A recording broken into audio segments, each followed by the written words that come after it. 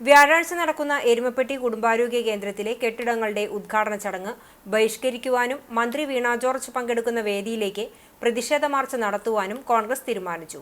കിടത്തി ചികിത്സ ആരംഭിക്കാത്തതിലും ആവശ്യമായ ഡോക്ടർമാർ ഉൾപ്പെടെയുള്ള ജീവനക്കാരെയും നിയമിക്കാത്തതിൽ പ്രതിഷേധിച്ചാണ് ബഹിഷ്കരണവും മാർച്ചും. അരനൂറ്റാണ്ടിലധികം പ്രവർത്തന പാരമ്പര്യമുള്ള എരുമപ്പെട്ടി സർക്കാർ ആശുപത്രിയിൽ സൗകര്യങ്ങൾ കുറവുള്ള കാലത്ത് കിടത്തി ചികിത്സയും പ്രസവവും ശസ്ത്രക്രിയകളും നടത്തിയിരുന്നു.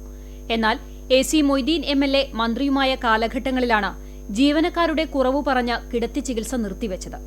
എല്ലാ തെരഞ്ഞെടുപ്പ് കാലത്തും MLAയും CPM-ഉം കിടത്തി ചികിത്സ ഉടൻ ആരംഭിക്കുമെന്ന് വാഗ്ദാനം നൽകി ജനങ്ങളെ കബളിപ്പിക്കുകയാണ് ചെയ്യുന്നത്.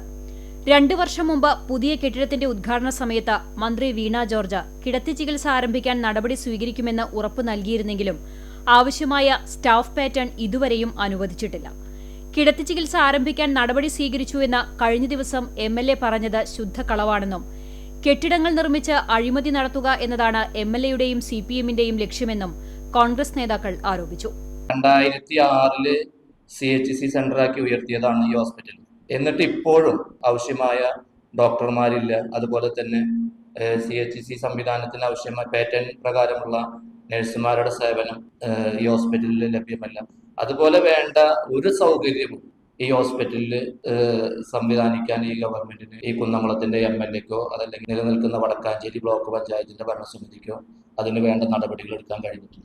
ഇതൊന്നും ചെയ്യാതെ വെറും ഉദ്ഘാടന മാമാങ്കം നടത്തി അതല്ലെങ്കിൽ കോടിക്കണക്കിന് രൂപ ചെലവഴിച്ച് പുതിയ കെട്ടിടങ്ങൾ പണിത് അതിൽ നിന്ന് കമ്മീഷനും അതുപോലെ അത് മറയാക്കി അഴിമതി നടത്തുക എന്ന ഒരു പ്രക്രിയ മാത്രമാണ് ഇവിടെ CPM-ന്റെ നേതൃത്വത്തിൽ ഈ ബ്ലോക്ക് പഞ്ചായത്ത് ഭരണസമിതി, കുന്നംകുളത്തിന്റെ MLA ഉൾപ്പെടെയുള്ളവർ നടത്തിക്കൊണ്ടിരിക്കുന്നത്.